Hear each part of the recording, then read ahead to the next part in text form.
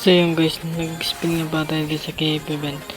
Pumunta na dyan guys. Tingnan nyo, papakita ko lang sa inyo yung mga nakuha ko. Papas forward ko na lang at ituturo ko sa inyo kung saan ako kumukuha ng diamonds ng pre-lock na walang ginagamit na pang recharge ng pera. Ano guys, papakita ko sa inyo mamaya guys. Papasok forward natin itong video to guys.